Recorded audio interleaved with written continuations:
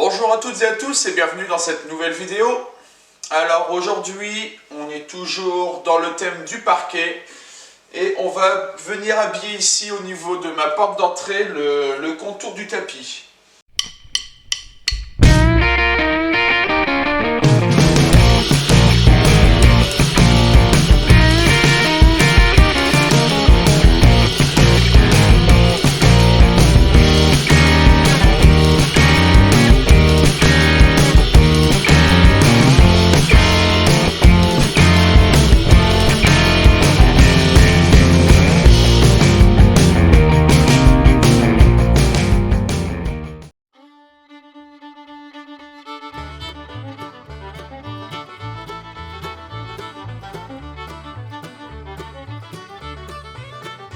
Alors, comme vous le voyez, je n'ai pas mis de parquet parce que sinon ma porte ici ne s'ouvre plus. Si je mettais le parquet, je ne pouvais plus ouvrir ma porte. Donc j'ai fait le choix de faire une espèce de cuvette ici au niveau du parquet qui vient faire pile poil la taille de mon tapis. Et finalement c'est même un petit peu plus grand que le tapis puisque je suis venu prendre pile poil la taille de l'ouverture ici. Donc je suis un petit peu plus grand que mon tapis et donc pour l'esthétique il faut que j'habille tout ça. Donc il va y avoir ici, j'avais imaginé déjà une première chose, alors je vais vous montrer avec la petite caméra ici, le temps que je l'allume. J'avais déjà prévu une chose, une finition à la base qui était vraiment sympa. Alors, si vous voyez, je ne sais pas si c'est le cas, mais si vous voyez bien, on voit ici que je suis en coupé à 45 degrés. On voit c'est coupé à 45 degrés. Et je venais donc y fixer en dessous une baguette à 45 degrés, ça m'aurait fait une finition un petit peu comme ça, comme mes plaintes. Voilà, ça m'aurait fait donc là mon parquet avec un retour. Et donc j'aurais eu ici mon parquet avec un petit retour. Le problème c'est que depuis le temps que j'ai fait cette coupe à 45 degrés, et vu que ici il y a du passage, c'est l'entrée de la maison, vous voyez ici, il y a plein d'endroits où ça s'est cassé. Le bord s'est cassé. Donc je ne peux plus faire cette finition là. J'ai voulu refaire une coupe à 45 degrés qui m'a scie plongeante. Le problème c'est que arrivé ici, entre le bord et ma plinthe, j'ai pas cette place pour passer la scie. Donc c'est totalement impossible. Pareil, ici j'ai pas assez de longueur entre les deux murs pour passer ma scie. Voilà, donc je n'ai pas pu refaire ma coupe à 45 degrés propre. Donc j'ai trouvé une autre solution, c'est que je vais venir y faire ici un petit angle, un petit en chaîne, un angle en chaîne, une cornière, on va dire, une cornière en chaîne, et qui sera donc coupée à 45 degrés dans les angles pour faire un truc un peu dans ce genre là. Alors là ça a bougé, il faudrait que je le refasse, mais avec une coupe à 45 degrés dans les angles. Donc voilà, donc là tout de suite je vais prendre les dimensions et puis après on va à l'atelier pour continuer la fabrication de ces cornières en chaîne. Alors ici je vais tracer à la perpendiculaire de ma planche, tracer la dimension max qu'il me faut pour mon bois. Donc à savoir que la dimension max c'est le devant de mon tapis, donc la même largeur que mon entrée, ça sera la dimension max. Il faut rajouter de chaque côté 30 mm puisque on est sur une équerre, sur un profilé comme ça là, à l'équerre. Et que donc il fera 30 mm de chaque côté, donc il faut 30 mm de plus sur ma longueur, puis on rajoute en code brut 5 cm et donc ça va nous amener en longueur à, j'ai arrondi à 165 cm. Et les deux côtés qui reviennent vers la porte, je vais avoir 97. Donc je vais tracer tout de suite les 97. Voilà. Donc là je vais couper la première bande à 165 de long sur 35, puis je décalerai de 35, je ferai la deuxième bande qui fera 35 sur 97, puis je décalerai et je ferai la troisième bande qui fera elle aussi 35 sur 97. Puis une fois que j'aurai tout coupé avec ma scie plongeante, je viendrai à la scie sauteuse finir de couper les extrémités pour détacher ces morceaux. Et une fois ça fait, on passera vite fait donc à la dégo rabot pour aplanir un petit peu tout ça, faire le bois un peu propre. Et puis et on repassera donc sous la scie sous table. Et là on viendra enlever l'excédent. Je pense que je vais le faire à la scie, ouais, enlever l'excédent donc pour obtenir à la fin une cornière. Donc on part d'un carré, voilà, grosso modo d'un carré, et on arrive sur une cornière. C'est parti, on y va.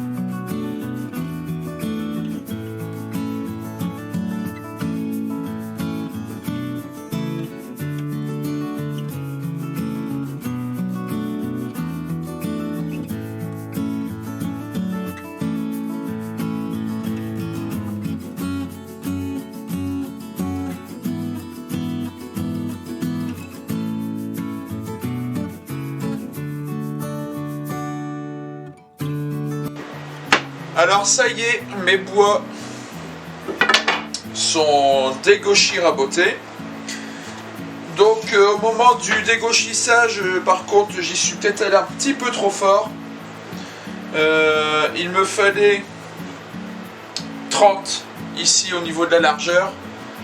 Et une fois dégauchi, j'avais entre 28 et 30 et demi, quoi. Donc, sachant qu'il y avait encore le rabotage derrière, donc j'étais mort pour mes 30. Donc, tant pis, je suis descendu à 25. Donc là, j'ai 25, là, j'ai 21.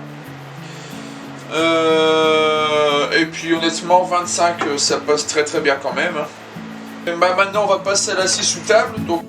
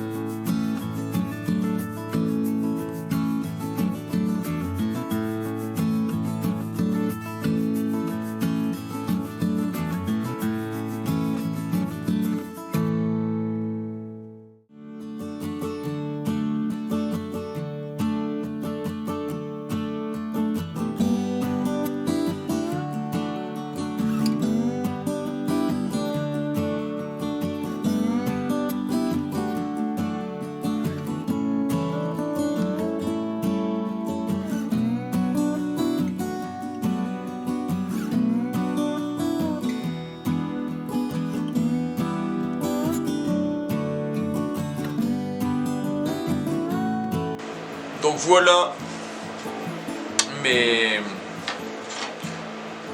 coins, mes cornières, je sais pas comment on appelle ça. Donc brut sortie de sciage, brut de sciage. Donc il y a encore un petit peu, on le voit pas bien à l'écran, je pense pas qu'on le voit, mais dans le fond il y a encore Voilà, vraiment dans l'angle, une petite languette en bois enlevée. C'est l'occasion de sortir le Guillaume. Donc je vais voir pour sortir mon Guillaume pour faire ça. Et par contre sur la plus grande des baguettes, je suis dégoûté. J'avais pas vu. Le bois était fendu. Et puis voilà, il n'y a plus assez de bois. Il n'y avait plus assez de bois en contact pour que le morceau tienne et il s'est cassé la gueule. Donc ce que je vais faire pour essayer, c'est je vais le recoller. Parce que je peux pas le recommencer, j'ai plus assez de bois. Donc ce que je vais faire, c'est que je vais essayer de me recoller ça et puis on va voir ce que ça va donner.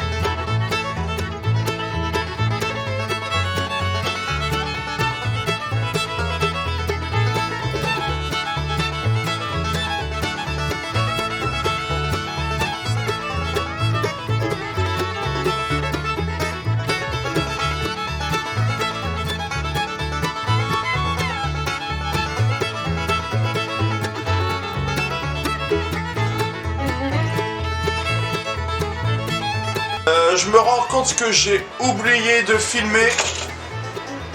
Donc ici, comme vous pouvez le voir, c'est le même principe que ce que j'ai fait juste avant, sauf que avant c'était droit et ici j'ai fait en biais. Donc maintenant que toutes mes parties en bois, toutes mes cornières sont coupées, on va aller les placer pour voir si on s'est pas gouré. Et puis si c'est bon, et dans ce cas-là, je ferai un dernier ponçage. Là je l'ai poncé donc grain 80. Je ferai un dernier ponçage 120, 180. Et après on fera fondure. Oui, un fondure. Et puis après un vitrificateur. Mais bon, ça je vous parlerai des produits après quand on y sera. Tout de suite on va déjà aller se poser ça en place.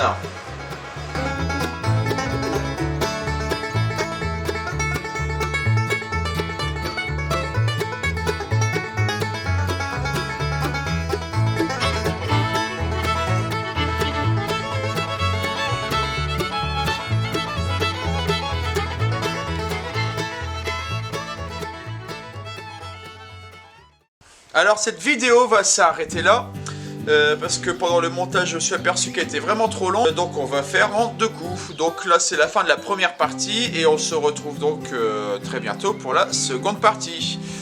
En attendant, si ça vous a plu, vous pouvez donc vous abonner en bas, juste en dessous de l'écran, il y a les boutons abonner. À côté, il y a une petite cloche, vous cliquez dessus, ça permet de recevoir les notifications à chaque fois que je mets une vidéo en ligne.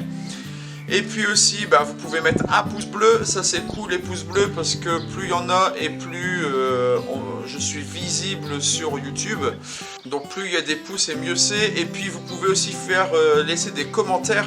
Les commentaires, ça fait toujours plaisir de les voir, surtout si c'est de l'encouragement. J'y réponds, mais aussi si c'est des critiques constructives. Si j'ai fait une erreur et que vous en apercevez, moi je ne le sais pas forcément, vous pouvez me le dire en m'expliquant quand même pourquoi j'ai fait une erreur. Des fois on me dit t'as fait ça, c'est pas bien, mais on me dit pas pourquoi. Donc voilà, si vous pouvez me dire en même temps quelle est mon erreur, comme ça la fois d'après si je refais quelque chose de similaire, je peux corriger mon erreur. Et puis moi je le saurai. Donc voilà, vous pouvez laisser commentaire, c'est cool. En attendant, bricolez bien et à bientôt. Bye.